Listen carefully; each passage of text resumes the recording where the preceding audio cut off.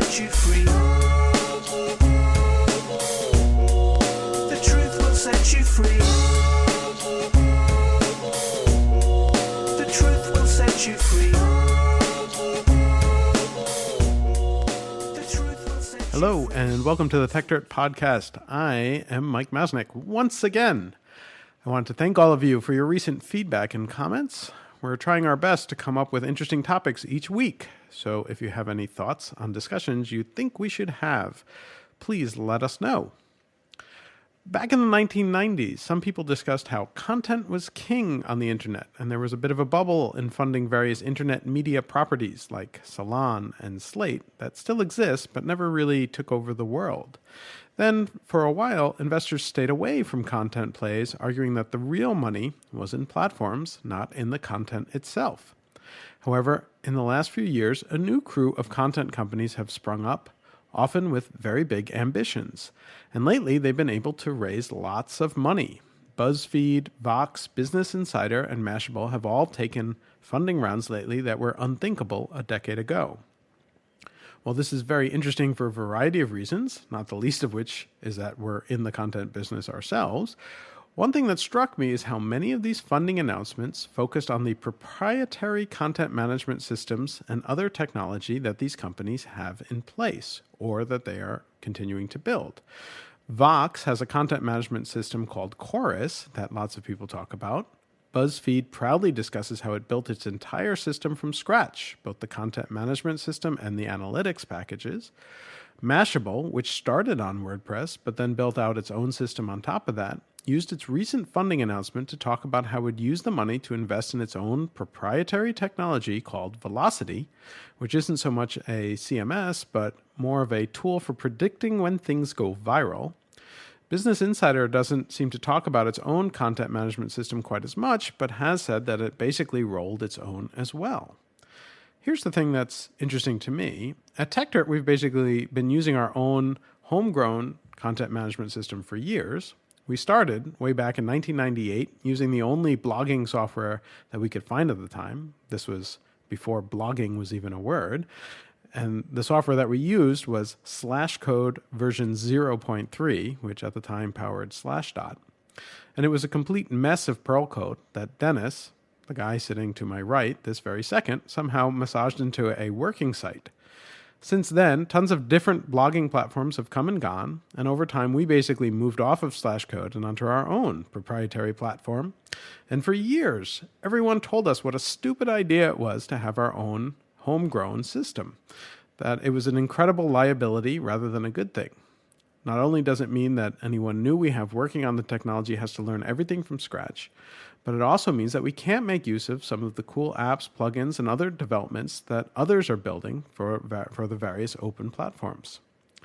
And this is why we've actually been planning to move to WordPress for some time, though there's a lot of heavy lifting to move a site that is nearly 20 years old to an entirely new platform.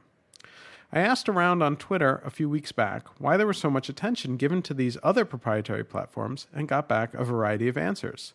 Some pointed out that these companies felt they needed to have something proprietary so that they could try to attract investment at technology company multiples rather than media company multiples.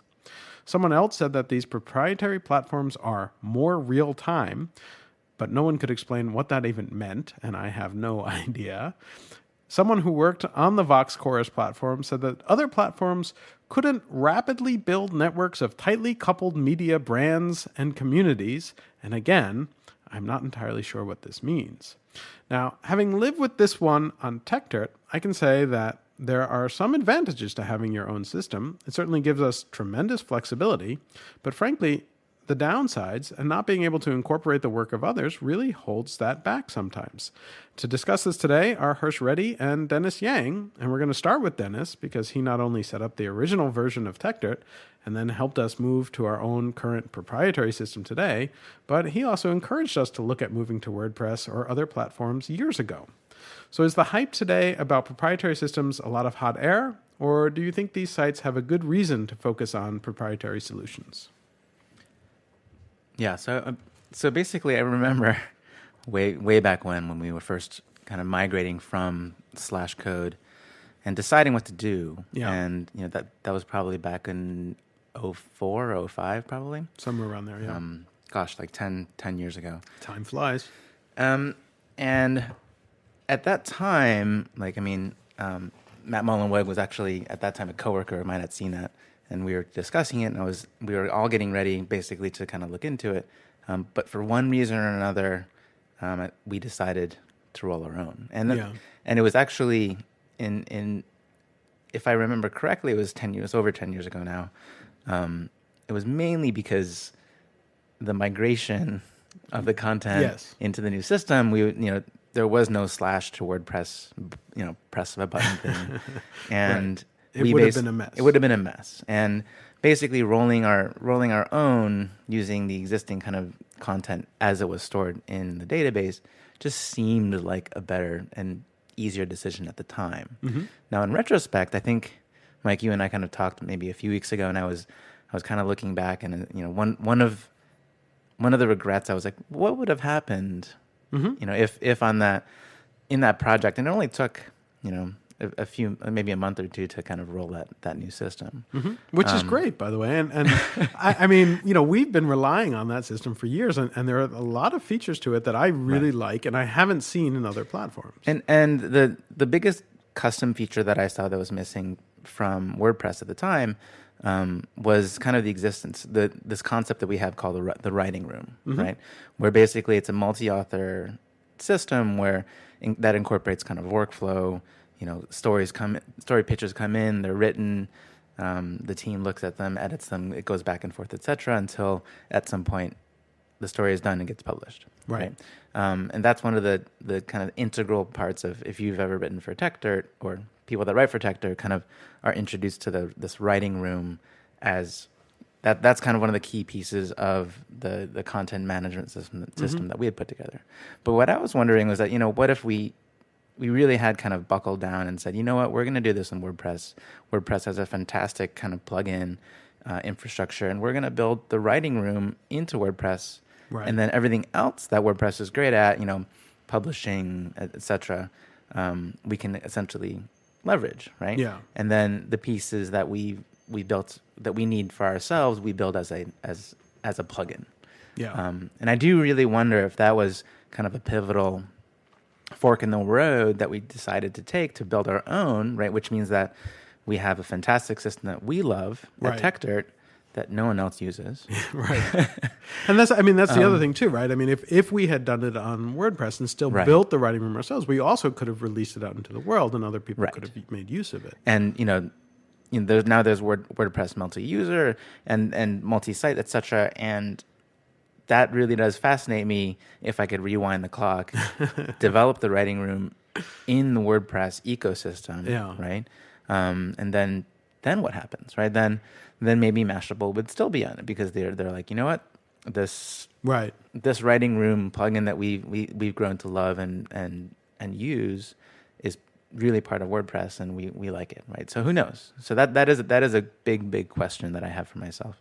And so just one of the other things that I noticed personally is that a lot of times when we were making decisions, not just on the overall platform, but even like elements of it or pieces that we wanted to build into our system, we would look around and there would be nothing out there, and then we would build it ourselves from scratch. And then 6 months later, almost exactly every time, that functionality would show up in WordPress or some other things. Right. Not always the same way that we implemented it, and not always as good, but sometimes better.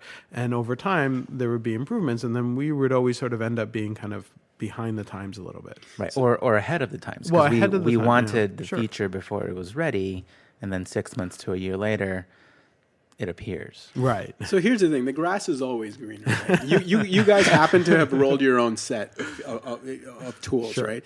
And this happens over and over again in tech, and it's not just in publishing, right? When you have a choice between an external tool and an internal tool, at the end of the day, it actually boils down to one sort of axis of headaches, right? Mm-hmm. And on the one really extreme, when you adopt someone else's tool, a lot of times portions of that technology work from the point of view of your own engineers as a sort of magic. They don't quite understand everything that's going on in the code. It's usually a huge code base because it's not doing exactly what your organization wants. It's doing a whole bunch of stuff that an entire community wants to do. Right. So when you want to add something really simple, like your common community edit room, it might seem like a very straightforward thing to do in your own package. It's very complicated to do sometimes in another architecture like WordPress. Although WordPress does have plugins, so it might be a little bit simpler. But even then, I would suggest sometimes there'd be some weird edge cases. Right, but I think that's the frustration I have when I'm engineering, or when someone talks to me about something. Whenever they come to me with and start the question with, "Hey, how hard would it be to blah blah blah whatever?" That to me is I always take a pause there because I'm just like, how hard is not. It's not the right question. And right? I'll let me put my hand up here virtually for the people listening, because I often went to Dennis with that question. Because the problem isn't, or even worse is it possible to do this? Also right? guilty. Right. And as an engineer, the answer to is it possible is always yes, right? Right. But is it possible, and would it be a good idea to do this on a long-term basis? With separating ourselves from updates of this huge developer community, et cetera. Yeah. You have to make sure you're framing the question properly. And I think that one of the things that when people look at something like a WordPress, or for example something on the e-commerce side like a Shopify, you're like, hey, how come it doesn't have this seemingly simple solution? It's because when you're developing a product that serves the needs of millions of customers, it's very, very different to make a decision that to implement a so-called simple feature, which then has several ramifications down the line, right? Mm-hmm. And it's interesting because now I've done a few companies since TechDirt now, and for the most part, the prototype that I build a lot of times is using WordPress for many things, and then at some point, I reluctantly have decided again to roll my own CMS, and I'm still trying to figure out why I keep going down that path, but it's this exact kind of like tension between trying to shoehorn what you're trying to do into an existing platform versus spending the resources to develop a custom solution, which a lot of times it's great you get exactly what you want, but the problem is you got exactly what you wanted, and you have to pay for it. But there's some advantages too, right, of using something like WordPress. Because you're using something that has such a large community, it's easier to get engineers to work piecemeal on things. Right. It's easier to get a host that really knows how to run the back end for you and things like that versus your very custom thing that you've done. On the flip side, I think when you take something that is that old and mature, the expectation of you as sort of the owner of a business is that, hey, this thing is old, it must be like really battle tested, right? Right. But sometimes it's actually, with software, it's the exact opposite. Rather than being sort of battle tested, you have all these little weird corner cases that no one has really exercised, and they're all potential security headaches, right? Sure. Because this thing has been growing for years. And in that sort of a situation, I mean, I can totally understand people like Mashable and BuzzFeed, et cetera, being like, look, for us, technology is not just this thing that our reporters use every day. It's like this point of like competitiveness, right? Sure. Like a real edge for us. Like whether it is collaboration tools or getting stories out faster, or just presenting related stories to users or something like that in some very specific way. They want to do things and be able to modify things very quickly with the engineering team they have, and they want to be able to choose something as simple as the programming language. If you choose WordPress, you're stuck with PHP, right? Right? And nobody starts a project today and says, "Hey, I'm going to use PHP," right? Maybe except for Facebook. But like most people are like, "We're going to use Go. We're going to use something, something else," right? I mean, I think that I wonder if that's very kind of Valley centric. Like I think PHP is that they made it very Valley centric. Yeah, actually, is alive and well for like it or not. Well, and I mean, it's funny too because right. So I even I brought up in the intro, and then you brought it up too, like this idea that like so if you use WordPress, it's easier to attract engineers because people know WordPress. But then when I brought this up on Twitter, somebody actually made the exact opposite point, which was that the reason all these companies are building their own is because engineers want to work on something cool and new. new, and they don't want to work on the same old thing that they worked on before. Actually, I should actually concede to what Dennis said. It is a very Valley-centric thing. If you want to get these like prima donna programmers, divas, then you can't be doing this work. They want to make their own thing. On the other hand, if you just want people that show up, work, and get your site working, it's probably right. PHP is probably, it's not very fancy or like sexy that way, but but here's but it works. It works, which is kind of what a PHP developer. It quote unquote works. Here's the thing with language like PHP, right? Like new technology, even regardless of what fun people poke at, like Silicon Valley companies, right? Like new technology usually comes about because of some fundamental issue with old technologies, right? And one of the things people found with making these really large systems using PHP and things like that is that it's quite hard to run a large team using languages like PHP or even Python to some extent, right? Like these untyped languages, because they allow you to make a whole class of mistakes that you can't make with sort of stricter, maybe more trendier languages, right? So that to some extent might make it so that in the long run your organization maybe runs a little more smoothly, has less breaks in it. This is all like theoretical, right? Like I have no idea. Like I haven't seen any like real hard data that shows like that PHP websites are going to necessarily have more faults per but that's 1,000 lines of code. Part of the reason you're on the podcast is your willingness to go off on something without having seen the data. Yeah, so I don't think the data exists. That's the problem, right? Yeah. Actually, I think there might be one. There might be one. But I mean, to some extent, like let me go like the real extreme in the other direction. Okay. Right? Like there's a whole research project in Oxford University, I think it is, where these guys are creating these things called unikernels, right? Which are basically, instead of having an entire operating system and writing an application in something like PHP that then runs on top of some a web server, which then runs on top of an operating system. Actually, excuse me, that then runs on some operating system in a virtual machine and all these things. Rather than all that, you write this piece of code that doesn't even run on an operating system. It runs exactly on the bare metal, right? And it's called a unikernel, and it does exactly one thing, the one thing that your website needs it to do. It doesn't run a whole operating system. It has a much smaller surface area that people can hack, and they, on top of that, they make you write the application in this really esoteric language called OCaml, which is very good at writing verifiably correct code in a sense. So you make like these military grade applications you just can't be hacked, right? And it seems like a good idea to a lot of people because they create these basically web servers that are like 1,000th the size of a conventional web server, and they're so fast that you get so much efficiency out of them, etc. But the problem is with those things is you go out there and you try to get 2 programmers tomorrow to help you build this thing. You won't find them. Right.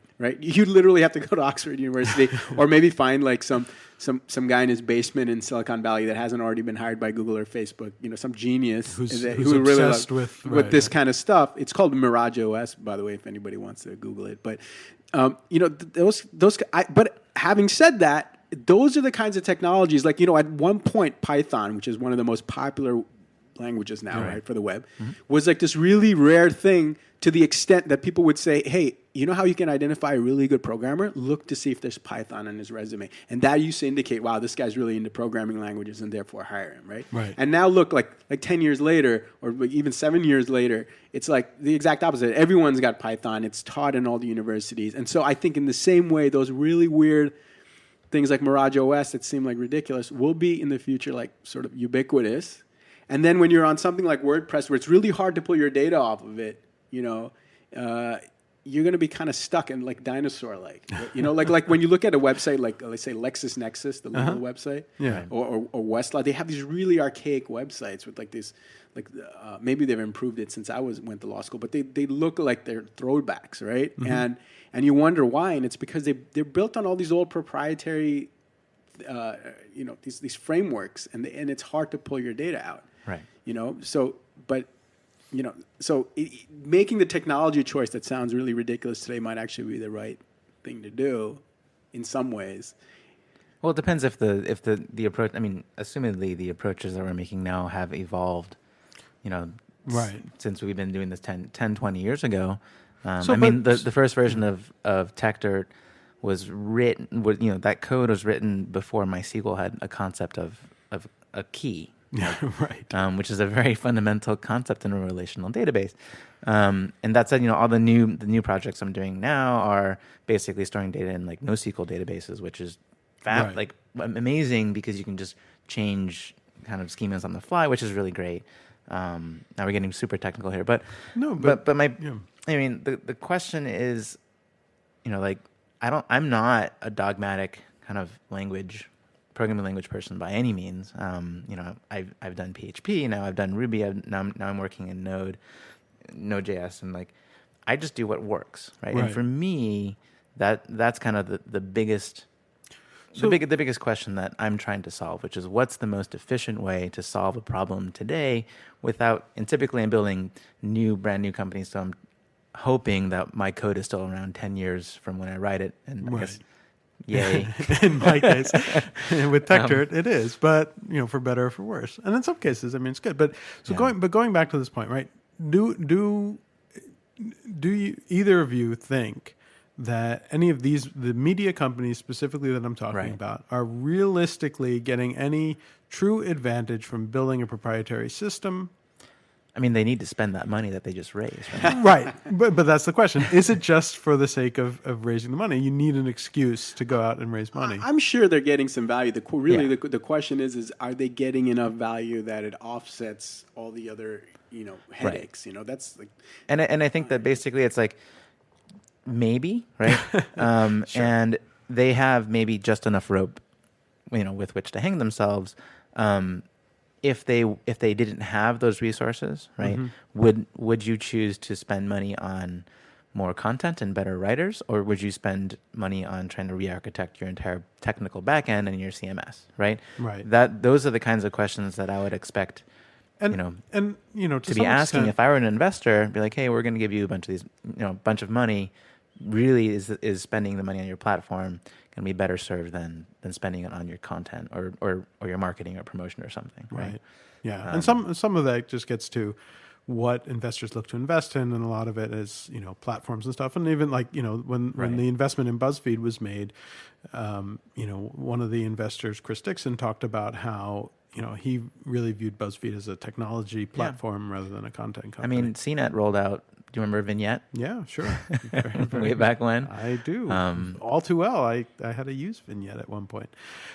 But we're running out of time, so let's do sort of final wrap-up thoughts in terms of proprietary versus open systems for content management or for other platforms.